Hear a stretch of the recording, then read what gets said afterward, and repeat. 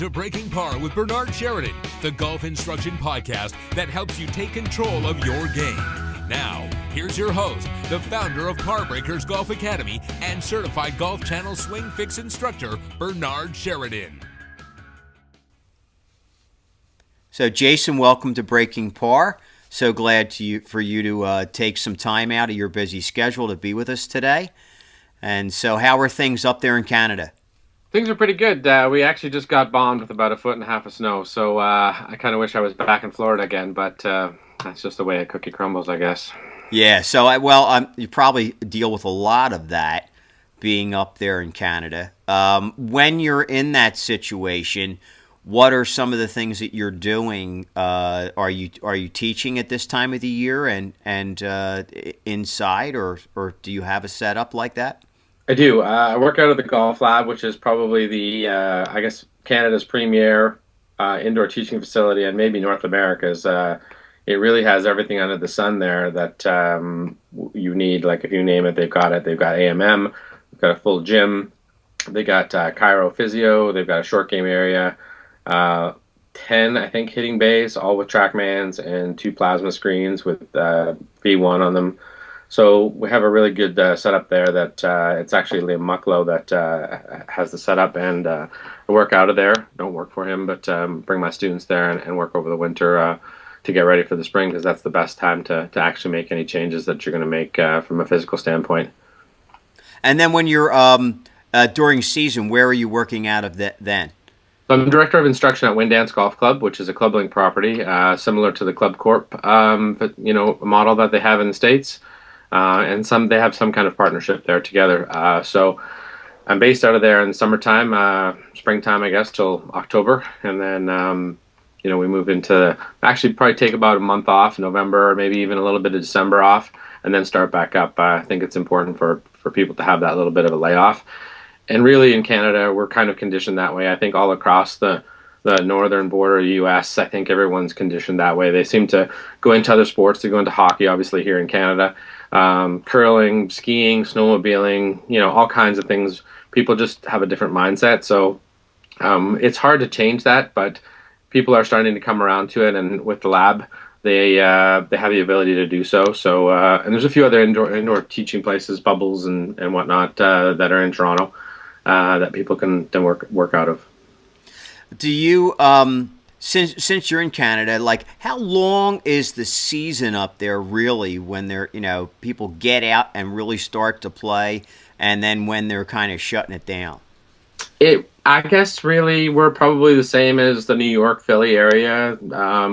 We can start anywhere between March 31st and then end, I guess probably really end around October 15th, sort of people, you're getting the diehards out, but most people have already transitioned into another sport by then. So I'd say, like last year was obviously a terrible year. We didn't really get started till mid-May, maybe third week of May, where people were really getting into it because it was so cold for the whole winter. So it just depends really, I guess. But I remember starting back March 31st, and we were full swing maybe a few years ago. And then April 8th, April 16th, somewhere around there, Masters weekend, people really get into it and just can't wait to get out from being sort of cooped up all winter. Yeah, that's pretty much the way it was here in the Philadelphia area last year, too. It was a brutal winter. There was tremendous snow consistently every single week. And I'm sure that being in Canada, you deal a lot with that. Yeah. So tell us about this new app that you have. So we're kind of excited and want our listeners to know about that. And how did you come up with the idea to create this app, and what was the process? In other words, how long did it take you from the time you came up with the idea to actually bring it to market? Well, the app is the first and only short game testing app in the world. It's called the Red Zone Golf Combine. And I basically have had the idea sitting in a book for about 2 years. So I've had it all sketched out, ready to do, and just really didn't find a developer that I could work with, that I thought could do what I wanted to do. And then I finally found someone. which is actually Winning Identity, who does really good software for golf coaches as well. And I developed the app. They wrote the code and brought it to life. So from a standpoint of bringing it to market, it was about probably 8 to 9 months to get it to where we actually wanted it. And we did it on both platforms. So it's on Android and iOS. If I brought another app out, I would probably just do iOS for iPad and iPhone and all of those. Basically that platform. It's really to engage 3 different kinds of people. So it can engage the student, it can engage a parent, it can engage a coach. So there's a coach's version, and then there's a student version, which we're hopefully, I don't know about your short game facility, but I have a 12-acre facility at my academy. And generally, I'm the only one using that area. So most of the time people are on the range. So again, when it goes back to conditioning people to, transition to a different sport in the winter, it would really be good if we could transition them into short game and learning what to practice, or at least having a modified practice where they have different stations. So if you only have an hour to practice in a day, it should be 20 on the range, 20 in the short game area, like chipping and pitching and bunker, and then 20 on the putting green. So if you divide that practice up evenly, obviously you're not going to be that person sitting in the 19th hole after going, well, I drove it great because I spent, an hour on the range, 3 times this week, but I couldn't chip or putt. So you have to examine and go, what is my problem and where's my weakness and what is my strength? So you worked on your strength and you did really well that week and you played well and you struck it great and you drove it great, but you couldn't do anything else. And I'm sure that people have already had that aha moment many times, but they never really put 2 and 2 together as to what they practice and then what their outcome is. So, they might go chip and putt, and then they don't do any ball striking. So they chip and putt great, but they can't hit the ball solid. So until you have it's like a balanced breakfast or a balanced, nutritional plan, until you have that balance of 20 minutes, 20 minutes, 20 minutes, and you allocate those things, then it's really hard to put your game together. So the app is to engage people to do that so that they figure out what their weaknesses are. So maybe they can't hit bunker shots, or they can't hit a specific bunker shot like a fried egg. First of all, people don't practice the things they're bad at because they don't want to feel bad about themselves. So they'll practice the things they're really good at because it makes them feel good, and they'll never suck. So that's great, but if you need to hit a specific shot on the golf course and you don't own that shot, but you'll try it, you make a double or a triple. And then you go, well, how did I do that? Well, because you picked the right shot to hit, but you can't execute it for your life. So because they're not practicing the right stuff or not practicing that shot at all. So in the app, there's 193 shots built in. So I pretty much thought of every conceivable shot that I could build in there that is legitimate, that people would use on a regular basis. So different trajectories, different clubs around the green. There's all kinds of things that you can do with it. So we can actually create your own playlist of shots, kind of like a song list. Your favorite song list on your iPod or your iPhone or wherever you're putting it. So you can make a weakness playlist, you can make a strength playlist, you can make a random practice list, and you can edit those things. We're just doing some upgrades right now after the show with all of the feedback, so that you'll have 5-shot test. You can make a 10-shot test. All of those things will come into play. There's going to be a PDF report card for coaches, so that after the completion of every test within the app, you have the option to send that report card to a parent, to the student, whoever the case may be. So there's an online leaderboard for coaches that's being built out. That's similar to the PGA Tour stats site, but with all of our data in there. So the coaches will actually be able to put their students on their private leaderboard and have them compete against each other. So it'll be a flag down the left-hand side, rank last week, rank this week. We're using a calculation or an algorithm that's from Mark Brody's book, and it's FRL, or fractional remaining length. So instead of just coming up average feet to the hole all the time, I could stand there and hit a 5-yard shot to 1 foot all the time. But again, that's practicing the things I'm already good at. So we're putting in different aspects to the game so that they can go around and do these playlists and come up with all those shots they're not really good at, and then work on those. So you can actually grab your student's phone if they have the app, or and just make a practice playlist for them and select all these shots and go down the list and go, okay, you're going to work on this one, mid to high sand wedge from 20 yards because that's what you're weak at, and a 50-yarder and a 70-yarder. And then you're going to use your bump and run with your 8-iron. So the app is pretty cool. It's very powerful. I could make it way more powerful, but what happens when you do that is that it becomes confusing. So there's way too much stuff going on, and then people don't know how to use it. So I kind of kept it fairly basic so that they could stay engaged and not put it down. So we could do strokes gained and all kinds of other things within it. But as soon as you make it more complicated, people stop using it. So we kept it fairly straightforward. There's all the tests. It goes list of clubs all in there, and then you would just hit the drop-down menu and select whatever shot or shot category that you wanted. There's a stats section. It's best shot, worst shot, best club, worst club. There's a chart and a table, so you can see how you started maybe up really high, and then you worked and practiced and got it down, and then it goes across and it levels out. So you maybe were hitting it to 15 feet or 20 feet, and then all of a sudden you're now down to 8 feet, fairly steady, hitting that shot all the time.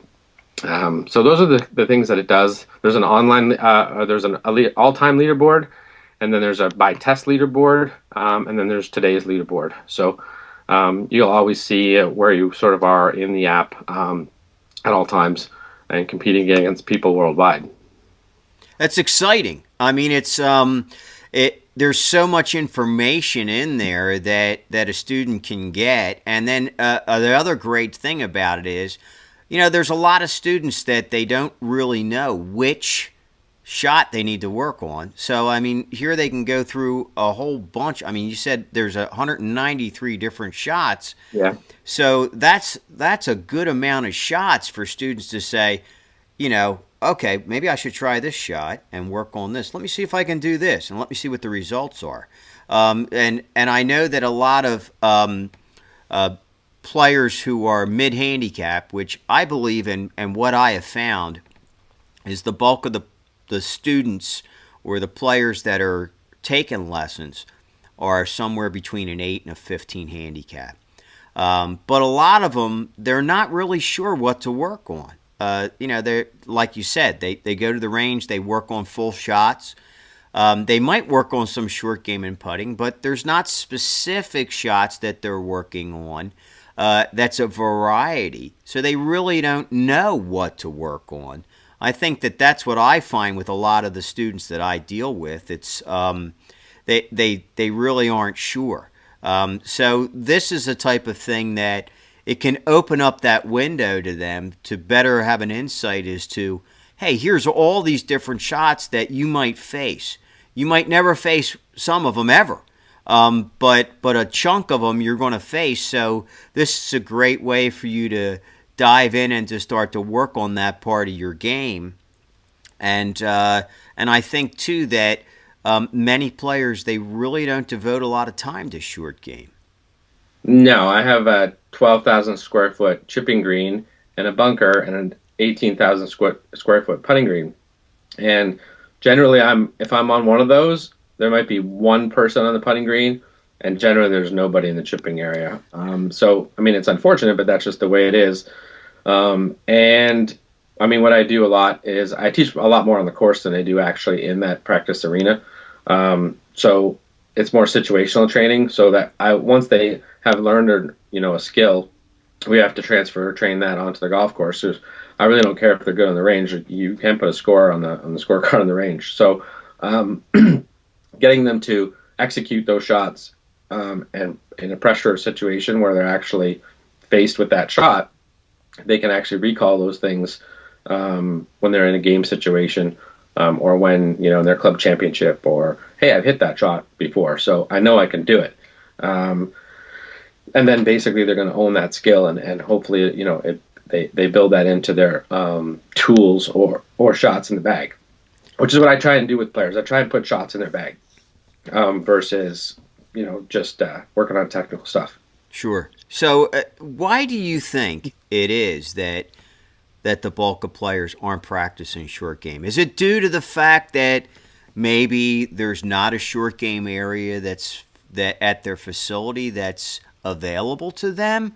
Or do you think it's just because they're just so tied up in the testosterone factor of hitting full shots that they don't even think about short game?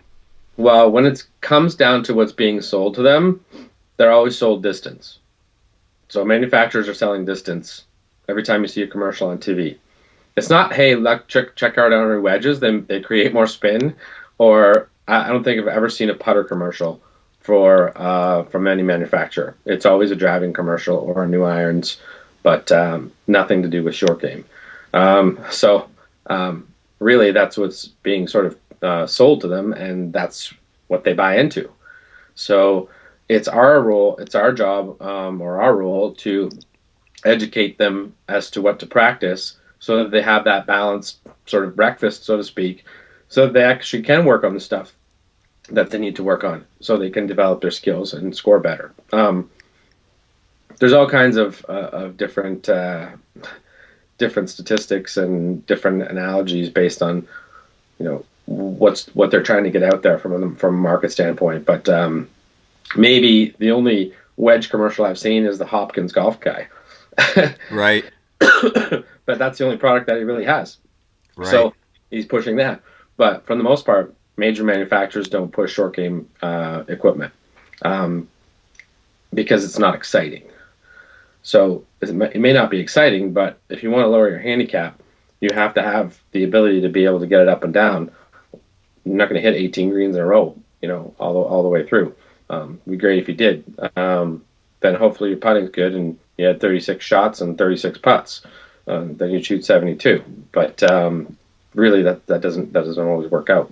I know some people that have tried to do it, just hit every green and 2-putt on purpose, and that's not what we're trying to get. We're trying to get skills or develop tools and put those into people's bags so that if they get in a situation, they know how to get out of it. And the app will definitely do that.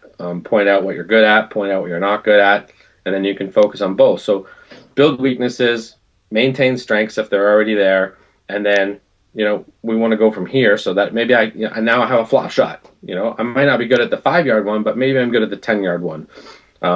So then you can work on the 5-yard one and maybe a 15-yarder. But versus blading it over the green, trying to hit it, the hero shot. When I really shouldn't have any, I don't have any business trying it because I don't have any concept of how to hit it because I've never practiced it or been taught how to do it. So, when you're going to your pro or you're working on your coaching program with your coach, it's important to, if you have a question, hey, how do I hit this shot?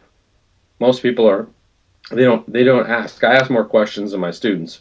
I'm a fairly Socratic coach, so I think that's important for all coaches to do, to figure out what the student's concept is, so that you can steer them in the right direction.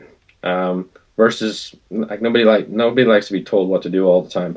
So if you're engaging through questions, you're sort of engaging them by intriguing them, going, well, yeah, I never thought about it like that. So now they start to respond, and you're having a conversation, discussion, and then that's where the evolution of learning comes. So that they go, oh wow, I never thought of it like that. Get the ball on the ground quicker and let it run out, or when I open the face, I have to swing faster because I've added loft to the club. But instead of swinging the same speed all the time, which is what most people do in the bunkers, they are taught to open the face and then they don't increase speed and then they dump it in front of them. So, but just because they've seen it or heard it or been told to open the face and use the bounce, they do that, but they don't grasp the concept that you actually increase loft at the same time, so your speed has to go along with it. Just stuff like that. So those things are important to sort of obviously engage and ask questions with your students so that you understand what the concept is or what their learning style is or their thinking pattern is, so that you can direct them sort of accordingly. So your app basically, technology-wise, is gathering this information and building stats, and that's really the technical side of the app, correct? Correct. Yeah. So identifying that weakness, so that the person can actually practice what they're not good at, maintain those strengths so that they know what shot they actually are good at, so they're not afraid of that. Most people are afraid of shots. So I'm afraid of a flop shot or trying it because I've had bad things happen in the past. I sculled it over the green into the water or out of bounds, and I'm never going to try it again. And then they have that sort of past negative thought in their head where they're visioning that when they get in that same situation, if it's on the same course, if it's on the same hole, they're thinking, okay, don't do that again. So they're going to try another shot, and instead of trying to own the shot they're not good at by practicing it and figuring it out, they'll try maybe just a low shot that comes out when they really need a high shot, and that's not going to work out either. It'll run back at your feet, or if you're in a collection area or something. But so then they're still going to make a double or a triple because now they're using the wrong shot, right? So they were using the right shot when they first tried it, but they don't know how to do it, right? And then bad things happened, and then they're trying the wrong shot, which they're actually pretty good at, but it's not the right shot to try, and bad things happened. So now they don't really know what to do. They're sort of stuck, right? So hopefully the app can, engage people to practice those things. Coaches can really, really benefit from it, working with their student. And then the upgrades for them are going to be within probably the next few weeks, I would think, that we can actually send those report cards out to parents or, juniors or whoever it may be, so that they, get some quantitative data that they can say, hey, this is what we're doing. You're really good at this, and here's what we need to work on. So it'll have like a little strength column and a weakness column in that report card that says overall shot with this particular shot weak, or overall really, really good strength. It's your strength. So it's not to say that you don't have to practice it anymore. You still do, but you don't have to practice it as much as you do the other ones. So it will give them a more accurate assessment of what they need to focus on. So, as an instructor, since you've created this app, do you feel that short game really is a strength in your instruction, or do you feel that across the board you're pretty much equal in all those things, in full swing and short game and putting instruction and in bunker play and on course play? I mean, like, what are the things that you feel are your strengths as an instructor? So, I think I'm very balanced because, I like short game. It's one of my favorite things to do, and it's one of my favorite things to teach because there's so many different aspects to it. I can go hit a bump and run hybrid from a collection area or an 8-iron. It's just always something different, right? So I didn't really. It's just the same as junior golfers sports specializing too early. I don't really think that I need to specialize in one particular area as a coach. I think that I've been teaching and coaching for 22 years, so it's not like I'm just getting more knowledge all the time. I'm not getting less. So that's making me a better coach, and I can work on different things with different players if they have a problem in one specific category of the game. So we can go work on TrackMan and ball shape and ball flight and trajectory and all that stuff. They want to come over to the short game, we can use the app to identify all those things, and it does putting as well. There's so many certifications out there that it seems like there's you can go in one direction and just be that specific type of coach. But I think as a coach, it's important to sort of encompass all of those things and learn all those things so that you're not just one-dimensional. I agree with that totally. I try to be as well-rounded as possible and learn as much as I can, which I think that more and more instructors who are succeeding in this game are doing. That's their approach. Yeah. You can take it and let's say you just want to be an aim point instructor and be the best aim point instructor in the whole world. That's awesome. Or a putting instructor. So they're kind of go along hand in hand, really. One's green reading specific, and then one is you can just be a putting instructor, and that's totally fine. But there's all kinds of other stuff to learn, and all those people that are already sort of sports or let's say technique specific, if you wanted to categorize on that, they're still learning all those other things. So they're still learning about TrackMan. They're still learning, about D-Plan and whatnot. And so that part I think is really important as a coach, depending on what you want to do. But if you're an assistant and you want to be the head teaching pro one day, or you want to change a direction because things are stagnant, so you have to be able to know all of those things when you go along and be able to identify and fix certain things in golf swings that instead of just being, well, I'm only the putting guy, so I don't know how to fix your swing. So it's important for people to be well-rounded and focus on all aspects of the game, especially if you're going to be the head teaching pro and have people working under you so that you can sort of educate them along the way and help grow the game and help grow them as an instructor. Sure, absolutely. Now, as for technology, how much technology do you incorporate in your lessons? And is it a lot? Is it a little? Are you using it every single time? Is it, I guess it would depend on the player. I know that for me, I'm predominantly, when I'm doing full swing lessons, I'm at an indoor facility. So I'm using Flight Scope just to gather the information so that I can see what the heck's going on with the shot.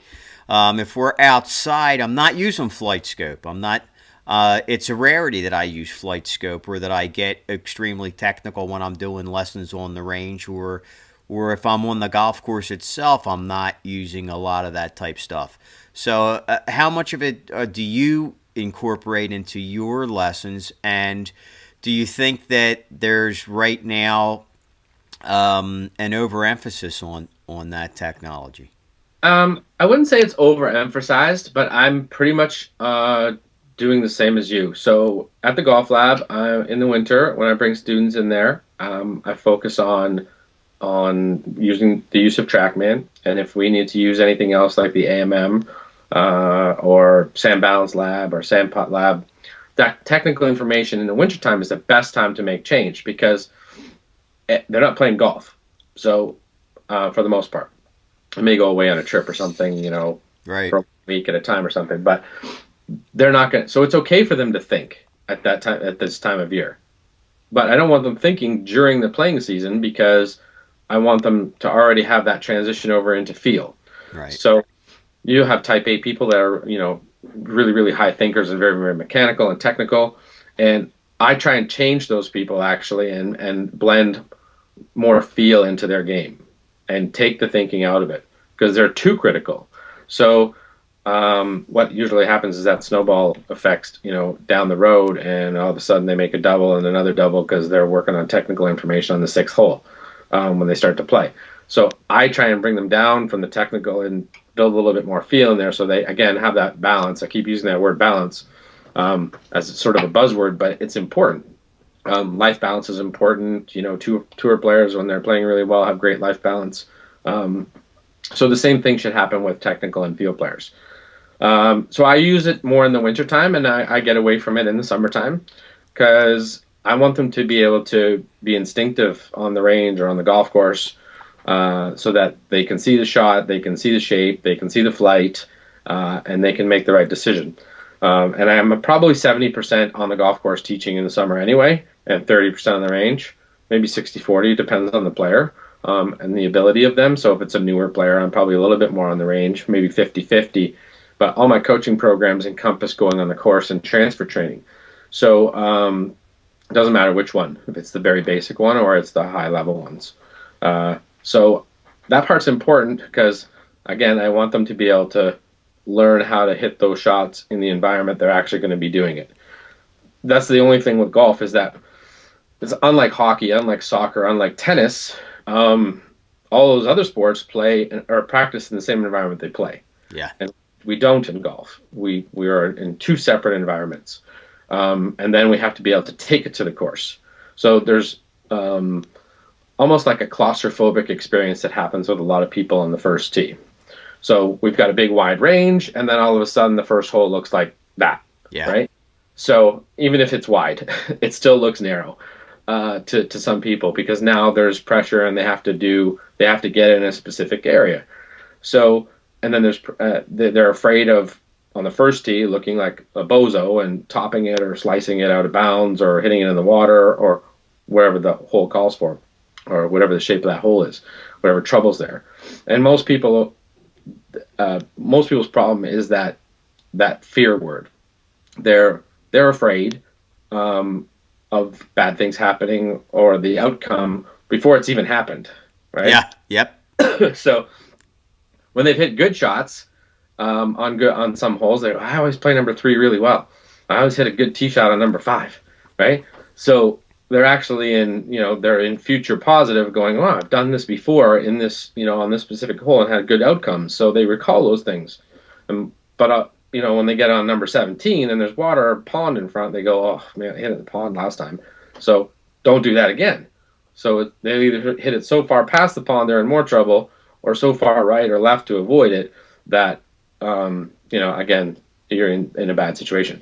So, fear is probably the biggest, weakness that people have when they're thinking or playing golf. And if we can get them away from that by executing on the course and taking them out in transfer training and practicing, then they overcome a lot of that fear and they know that they can do it again, and they'll recall that good vibes happening out there versus bad ones.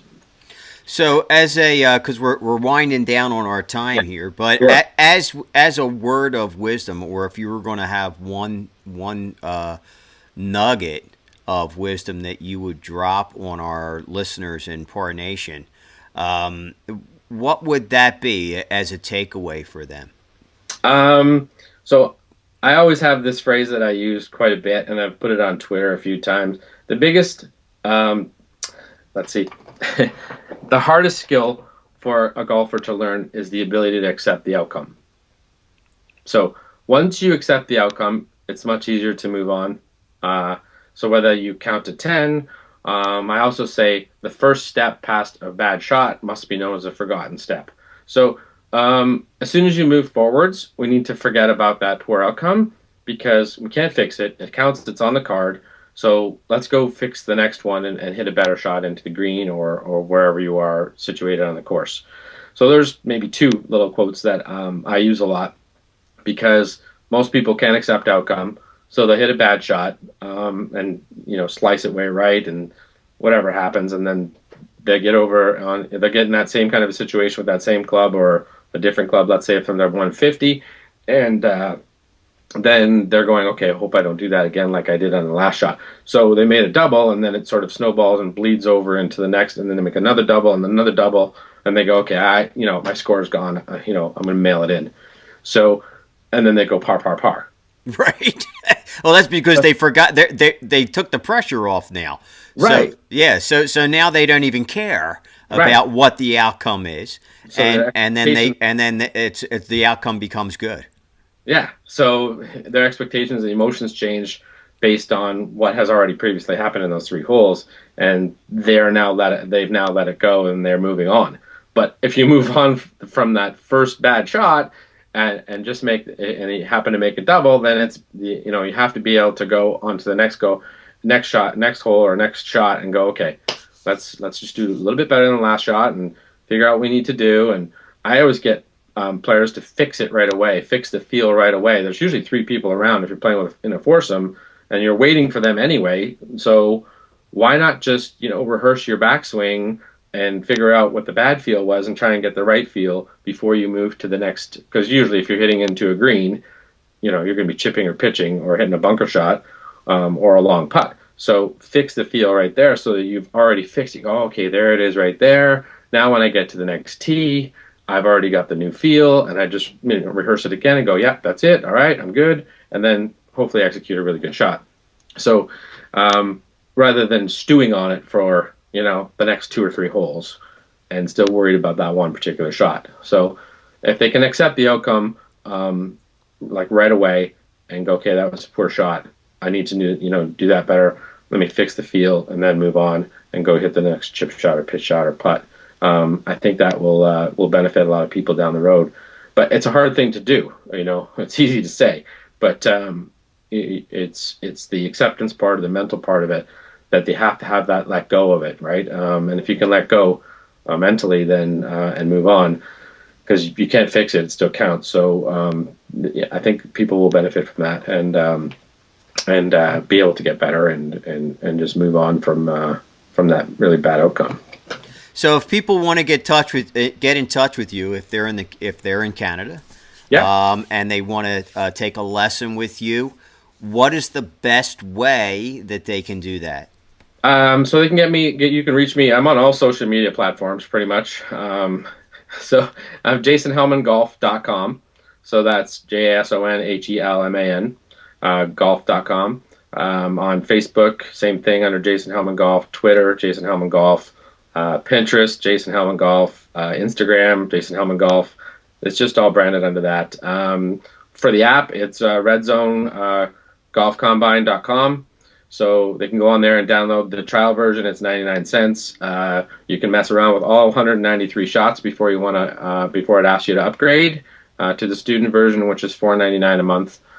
So reasonable. And it will track all your information and keep your stats in there pretty much forever until you decide that if you don't want to use it anymore. But that's pretty much it. It's on iOS and it's on Google, Android as well. So I hope people take advantage of it and use it. I think it's a really great app to engage people to practice the stuff that they need to work on and focus on versus having 100 people on the range and one person on the chipping green. So great, wonderful. Well, it was great having you as a guest, and I thank you for taking time out of your busy schedule. I know that you're probably with your app and all the other things, and of course you were voted the #1 teacher in Canada over the past year. Congratulations on that, and that's probably getting you a lot more busy. Well, that was 2010, but okay, all right. Well, why did I think it was recently? Maybe it's because I just saw it recently. Maybe just but 2010 National Teacher of the Year for the PGA of Canada, and 2012 through Pro Shot Magazine, and still quite an accomplishment. Awards. It's fun, and still growing and learning as a coach and an instructor. So. I think that's important for all instructors to learn as well, is that we never really do stop learning. There's always something new, whether it's a different analogy or a different, phrase where, somebody else gets that particular analogy, saying it a different way. Those are important for coaches and instructors to convey to students. Excellent. Well, thanks again. And as we say here at Breaking Par, until we meet again, try to keep it in the short grass. Thanks for having me on. All right. Take care.